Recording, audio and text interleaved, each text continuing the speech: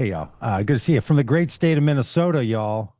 Hey, and if you think you like Tim Walz and you want to be a little more like that, just come up to Minnesota. Honestly, we're all like that. It's unbelievable. You don't even have to be from here. You can be an import like we got with Tim Walz from Nebraska. It just lands on you.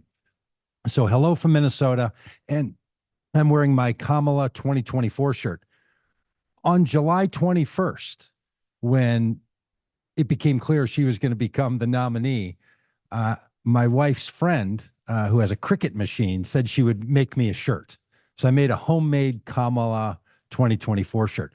And I'm wearing this shirt, and I'm going to vote for Kamala Harris, and I support her candidacy for president. Not because she's Christian, which she is, but because I'm a Christian. Because I'm a Christian, I want her to be the president. And frankly, because I'm a Christian, I do not again want Donald Trump to be president.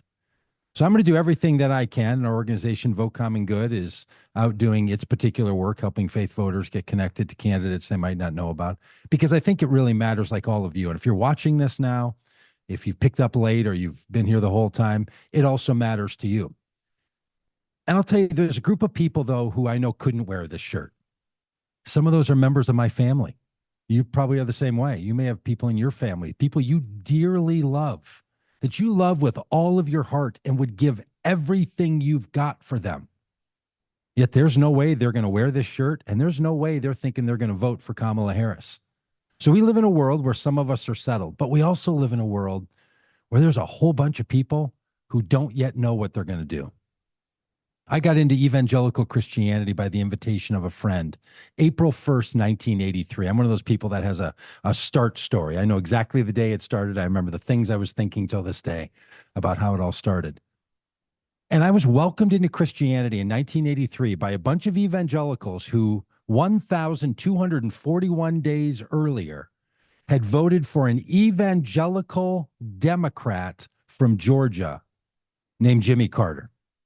Because evangelicals in 1976 and 1980 voted for someone like Jimmy Carter, for Democrats. In 1976, 60% of evangelicals voted for Jimmy Carter. In 2016, 16% of evangelicals voted for Hillary Clinton. Something happened.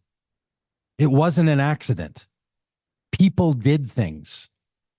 We now live in a world where Joe Biden got 25% of evangelical votes. I think it's really possible for Kamala Harris to receive the highest amount of evangelical support since Jimmy Carter.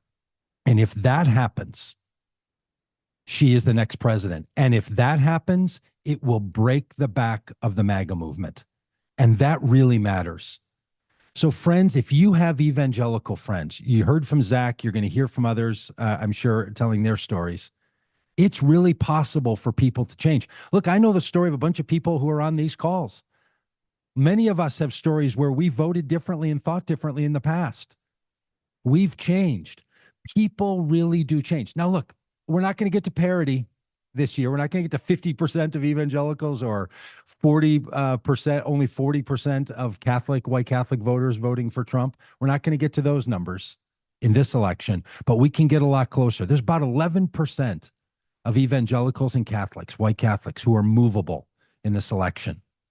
Here's the great news. You know those people. The people you know are connected to those people. And so many of these folks, their minds have already changed, but they don't know what they're going to do next. You know, when you study behavioral change, we all know this because a lot of us are in the behavioral change world. There's an entire system that has to come in